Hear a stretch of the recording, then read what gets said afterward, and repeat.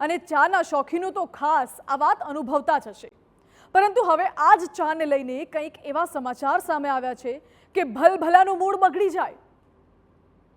ભારતમાં મોટાભાગના લોકોની સવાર ચાની ચુસ્કી સાથે પડતી હોય છે, પરંતુ હાલમાં જ ચાને લઈને જાહેર થયેલી ગાઈડલાઈન ખૂબ જ ચોંકાવનારી છે. Indian council of medical research એટલે કે ICMR દ્વારા હાલમાં જ ચા અને કોફી અંગે એક ગાઈડલાઈન જાહેર કરવામાં આવી છે, જેમાં ચા અને કોફીનું વધુ પડતું સેવન કરનારાઓને સતર્ક કરવામાં આવ્યા છે. ICMR national institute of nutrition દ્વારા ગાઈડલાઈન જાહેર કરી છે. તેમાં જણાવ્યું છે કે આ બંને પદાર્થોમાં કેફેનનું પ્રમાણ ઊંચું હોય છે, જે વ્યક્તિની સાયકોલોજીકલ ડિપેન્ડન્સીને વધારી દે છે. એટલે કે લોકોને ચા કોફીની એ હદે લત લાગે છે કે તેના વગર લોકો સરખી રીતે કામ પણ નથી કરી શકતા, અને એટલે જ તેનાથી બચવું ખૂબ જ જરૂરી છે.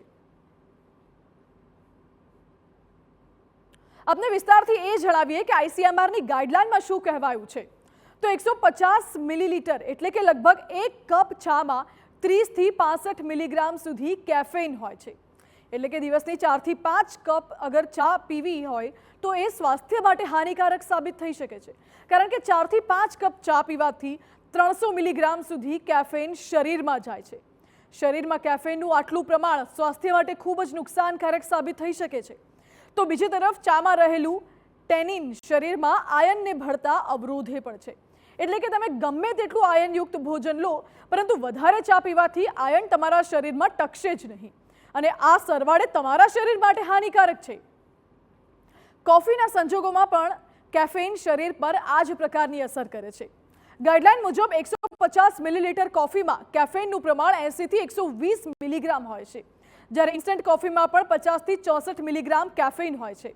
એટલે કે 1 કપ ચા કરતાં પણ 1 કપ કોફી વધુ નુકસાન પહોંચાડી શકે છે. એમાં પણ ICMR ભોજનના ઓછામાં ઓછા 1 કલાક પહેલા અને 1 કલાક બાદ ચા કે કોફીનું બિલકુલ પણ સેવન ન કરવાની સલાહ આપી છે. જોકે ગાઈડલાઈનમાં ગ્રીન ટી તેમજ બ્લેક ટીની સ્વાસ્થ્ય પર સકારાત્મક અસર થતી હોવાનો પણ ખુલાસો થયો છે. એટલે કે દૂધ વગરની ચા સ્વાસ્થ્ય માટે સારી સાબિત થઈ શકે છે.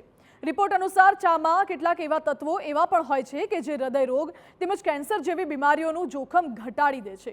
તો સાથે જ તેનાથી શરીરના બ્લડ સર્ક્યુલેશનમાં પણ સુધારો થાય છે.